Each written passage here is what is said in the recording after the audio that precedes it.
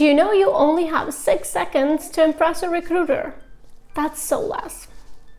Hi friends, welcome back to my channel. I'm Hadika Maqsood. If you are new to my channel, I'm a PhD student at the University of Arizona and I talk about study skills and scholarships to study abroad. Today, I'm going to talk about resumes and how to have a simple yet effective format for the resume. Studies on Ladder.com and Glassdoor blog have shown that the hiring managers and recruiter take around 6 seconds to look at your CV.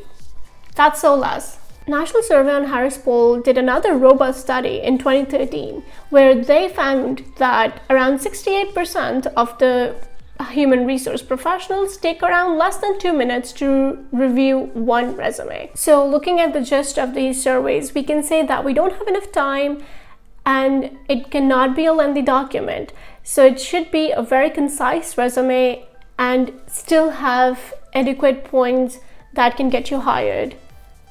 People often get confused about the format, and everyone wants to know if there is a universal magical format that exists. The answer is no. There is no one single format. Like it is said, there is no one size fits all. The writing and formatting of your resume would be different based on the industry that you're applying for. For example, if you're going for a scholarship, your resume would look very different than if you're going for a corporate industry. So you have to tailor your resume based on the type of company that you're applying for. However, there is a basic formatting that is the backbone of any resume. So we'll talk about that. If you're new to writing resume or if you want to improve on writing the existing one, the tip is to start simple. So let's go ahead and see what is the basic formatting setup that's needed. Do you know there has been eye tracking studies as well that shows how much time is the reader spending at what part of the document? And the result shows that we look at the left portion and the top one a lot. Looking at this result, we can have a skeleton of how to start with. Now let's go with the first point, and that is your name. You need to have your name at the very top as the first thing that you mention. Next comes the title, and I'm going to show you my resume as we progress with the formatting. So you can see I have my name on the top, then I have my title. What I know is water resources, and I have done engineering, so I would write water resources engineer there. So if you have done software engineering, you would be a software engineer, and so on and so forth. Graphic designing, and there could be so many. So that one title that would be linked with your name, that would be right next to your name. Next comes the contact. So you have to write your email address, the phone number, your home address. You can actually skip that if you want to, but some people do write that. And if you have your website, a LinkedIn account, or a Twitter account that you maintain professionally, you can definitely mention those in the contact section. Then comes the summary statement. Now these should be maximum 2 to 3 lines telling about yourself with your bio. Now you see in LinkedIn, you also have something similar where they have 2 to 3 lines telling what you do. So in this summary, you have to mention who you are, mention the keywords that are linked with you and your name, and then you also have to mention something that brings value to your profile that is valuable for the company. Here is what I have written for myself in the summary section, and you can see initially I had my contact and summary parallel to each other. You can always do it one after the other or together. It's up to you, but you have to make it look easy to read. After the summary comes the keywords. Keywords would be the skills section that people usually cover near the end of this resume. You can either do that, but it's also recommended just to have a very quick look at your profile. Some people do put it in right after the summary. Both formats are fine as long as you've mentioned it precisely. Now, one major thing about using the keywords or mentioning these skills is that you have to tailor it according to the industry. If I'm applying for academia, I would use different set of keywords compared to if I'm applying for a corporate industry. So think around what expertise you have, jot down all the keywords that represent you, and then you choose and rearrange them according to the job that you're applying for. Now comes the details of your work experience. Also, be sure that you have all your headings aligned. This is how you can start your resume. If you're starting fresh with a new blank document, first thing is to write all the headings and then you can fill in. So coming to the heading of work experience, you would start writing what title you had and then the company and then the date.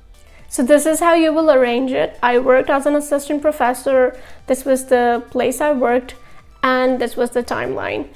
Now comes the accomplishment statements. What is that? Accomplishment statement or accomplishment-driven bullet points are those points that you mention about your work or your tasks that you did in that company or under that title. Remember, they don't have a lot of time to view and read your resume, so you have to make it easier for them to read and easier for yourself to get identified. How would you do it? You do it using accomplishment statements and make it effective. So no paragraphs. Avoid the paragraphs and come to bullet points. For an accomplishment bullet point, you have to start with an action verb. For example, you organized or evaluated or taught something. So these are the action verbs that immediately tell what you did exactly in the job. Then comes the task. So your action verb followed by the task that you did, followed by the result that was generated from the task. Second point, you have to make the accomplishment bullet point short and it should be quantified. And here is an example. Taught soil and water resources to 250 sophomore year students at this university. So for a job in academia, this bullet point would work perfectly. Now let's look at another example and compare a bad one with a better one. So let's say you want to write, you organize some events. A bad accomplishment statement would be that you organized various events and workshops in the university. The better version of this statement is that you organized 2 seminars on leadership development, co-hosted a workshop on writing resumes, and planned 3 student skills development events. Now, this had the action verbs, it was quantified, it was precise, and it set the point. So this is exactly how you would have your work experience mentioned. If you have more than one, definitely go in the reverse chronological order. Next heading would be education. Now, the order of these headings would vary based on the type of application or job. For example, if you are a fresh graduate, if you're applying for a scholarship application, you would actually put your education before, since you won't have that much of work experience. And that's why it would be switched. If you have been a working professional, then your work experience would come before and then education.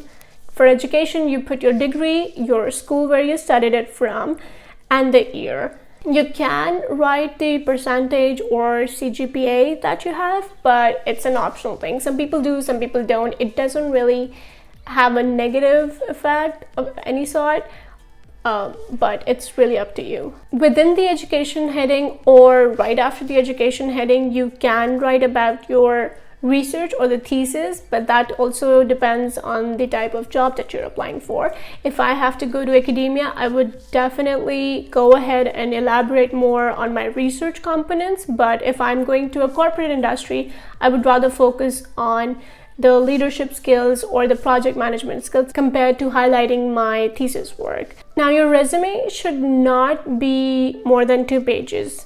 Have in mind to have a 2-page rule where you have to fit whatever you've done in 2 pages. You can shorten your bullet points, rewrite them once you gain more and more experience, but try to stick to 2 pages. And if you have 2 pages, then try to fill both the pages fully. Otherwise, stick to 1 page and that's good enough. One major point that I should mention is that companies, when they have posted any job offer, they usually have their keywords. So do have a look at what keywords they're using and try to add those in your resume, whatever fits within your profile.